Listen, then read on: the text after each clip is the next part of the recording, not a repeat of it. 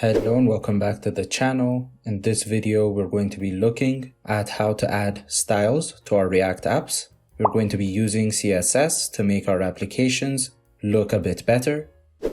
So we're going to head over to our notes project, and in our source folder, we're going to create a new file, and we're going to call it index.css.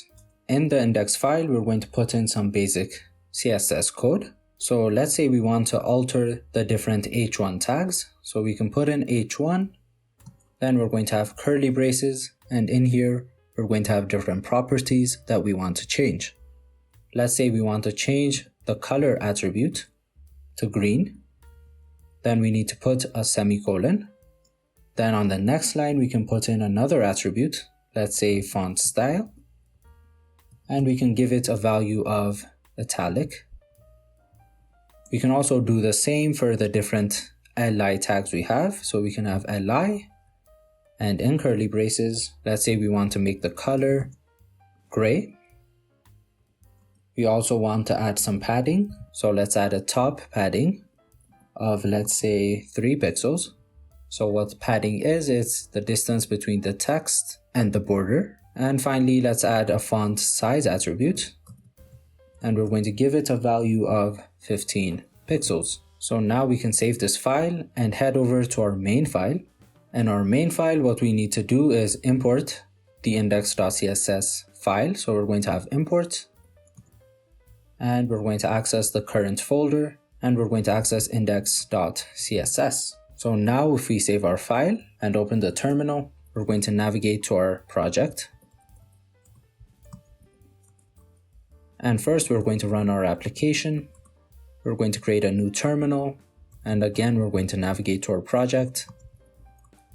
And in here, we're going to run our server.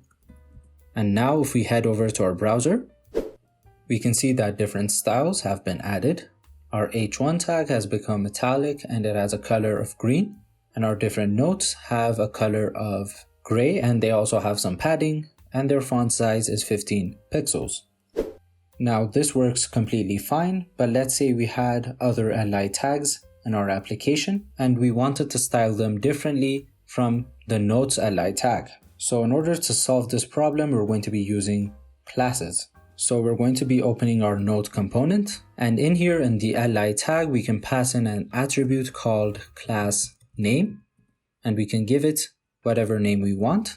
In our case, we're going to simply give it a name of note. And now we can save this file and head back to our index.css. Now to give that specific class different styles, we need to use the dot operator. So instead of passing in li, we're going to pass in dot, followed by the class name, which in our case, we gave it the name note. So now if we save our file and head to the browser, we should see the same results as we did before.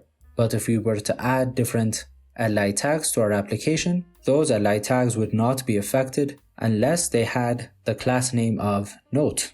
Next, we're going to create a notification that is going to pop up when we add a new note. So we're going to head to our app file, and in here we're going to add a new component. We're going to call it notification, and it's going to take in an input called message.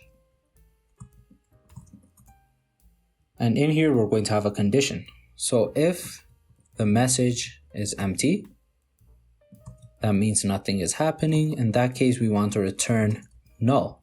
What null means is simply return nothing. But if that is not the case, we want to return a div that displays whatever message is. We're also going to give this div a class. So we're going to have a class name, and we're going to give it a class name of message. Now in our index.css file, we can access this class name and give it different attributes. So we're going to have dot followed by message, which is the class name, and we're going to give it different properties like color, background,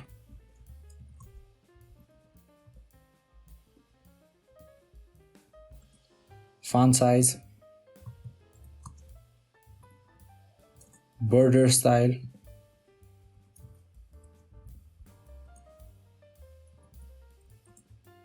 border radius,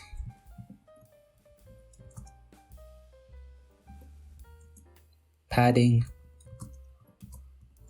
and finally we're also going to give it a margin. And now we can save our index.css file and head over to our app file. So since this message is going to be changing throughout the life cycle of our application, that is a sign that we need to use state.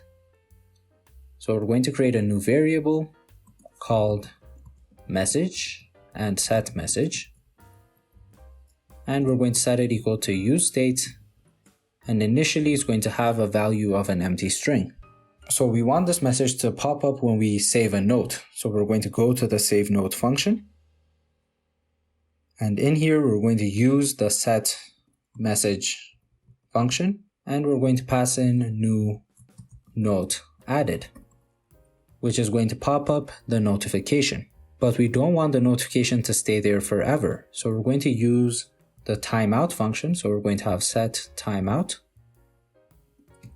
which takes in a function and a delay, which is going to be, let's say, 3 seconds. And in here, we're going to pass in set message to an empty string. So what this is going to do is it's going to say note added. Then after 3 seconds, it's going to set message to an empty string, which is going to trigger the if condition in our notification component. So if message is an empty string, it's going to return null. So finally, we need to add this notification to our return statement. So under notes, we're going to have notification, and we're going to pass in message, and we're going to give it the message variable, and we're going to close our component. Now we can save our file and open the browser. Now let's say we want to add a new note. We're going to give it React.js, and we're going to press on add. As you can see, we get a notification, new note added, and after 3 seconds, that notification disappears. So this has been a lesson on adding style to React applications. Thank you for watching this video, and don't forget to like the video and subscribe to our channel to show your support.